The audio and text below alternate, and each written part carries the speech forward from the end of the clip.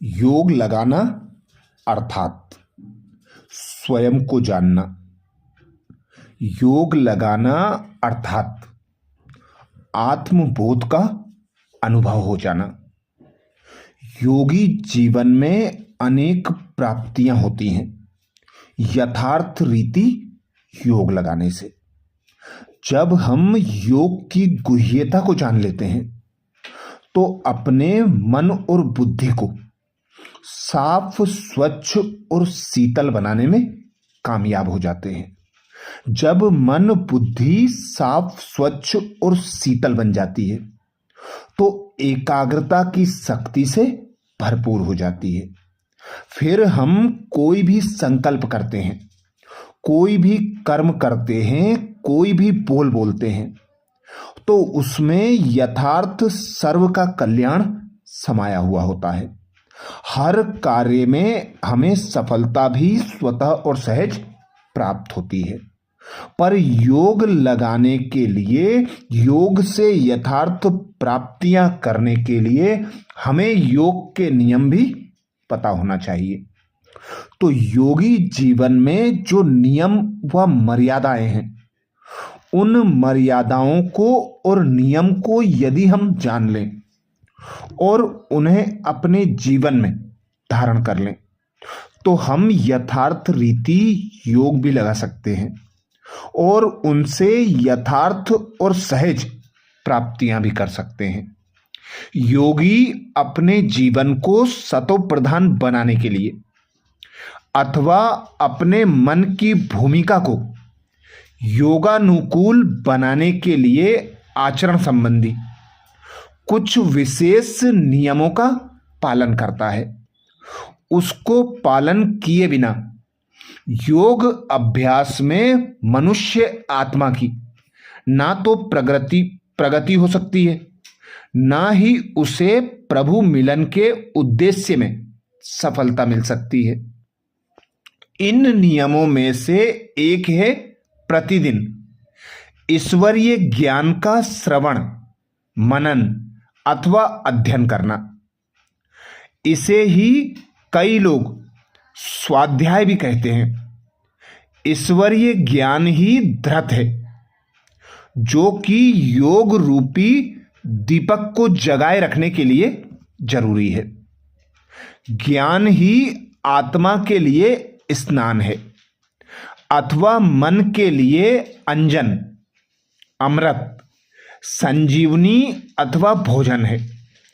प्रतिदिन ईश्वरीय ज्ञान का श्रवण किए बिना आत्मा में उत्साह और प्रभु प्रेम की कमी होने लगती है और उसमें सैद्धांतिक दुर्बलता, मानसिक कमजोरी, संशय, आत्मविश्वास की कमी, लोक भय आदि उत्पन्न होने लगते हैं और चिरकाल तक इस नियम को छोड़ देने से मनुष्य की आध्यात्मिक मृत्यु होने की संभावना हो जाती है और वह नैतिक नियमों के पालन में लापरवाह होने लगता है।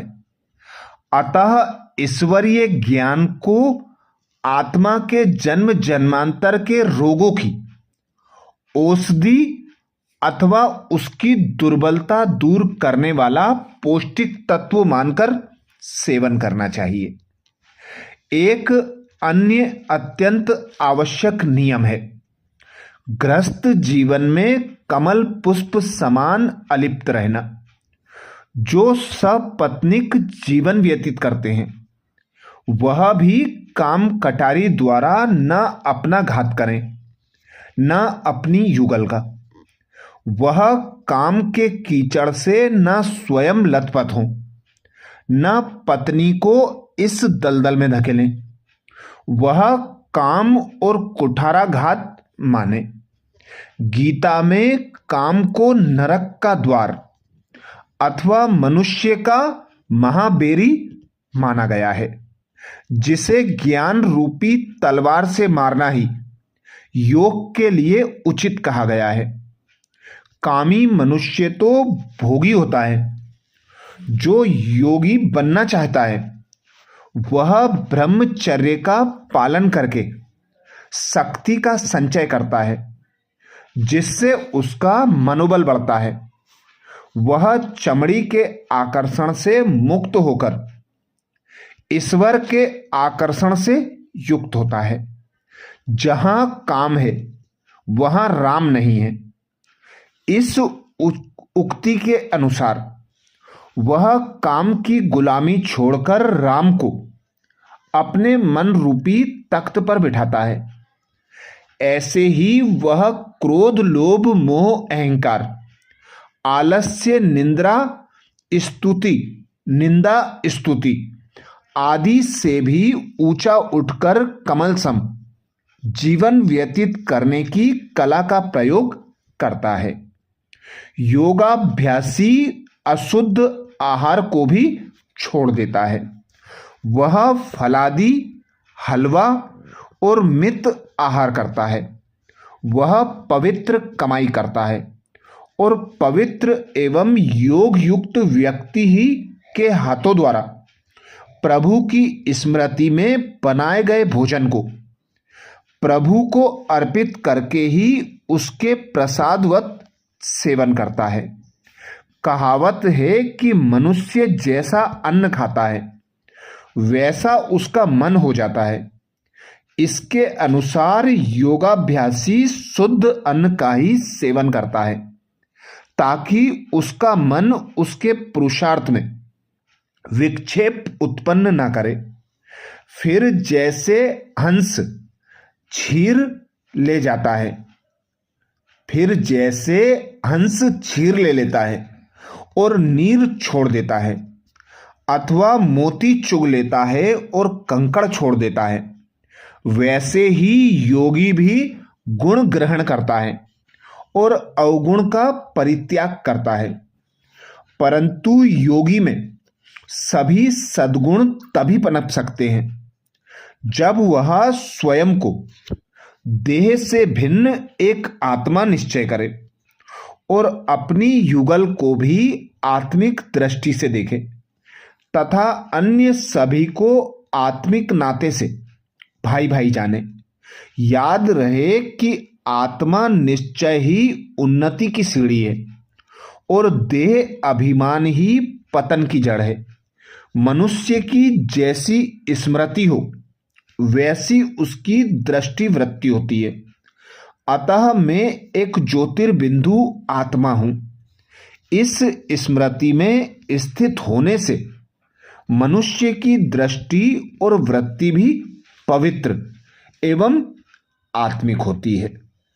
अर्थात योग लगाने के लिए विशेष हमें ईश्वरीय ज्ञान का मनन चिंतन करना अत्यधिक आवश्यक है। ऐसे ही हमें सात्विक भोजन ग्रहण करना भी आवश्यक है।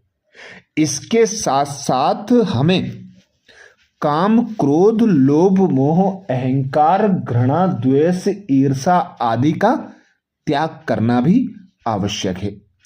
ऐसे अनेक नियम हैं जो योगी जीवन में अपनाए जाते हैं और यथार्थ रीति योग को करके उसके द्वारा यथार्थ प्राप्ति अर्थात सर्व शक्तियां, सर्व सद्गुण और ज्ञान रत्नों को धारण करके स्वयं को पवित्र, पावन, स्वच्छ, साफ, शुद्ध, शांत, शीतल बनाया जा सकता है।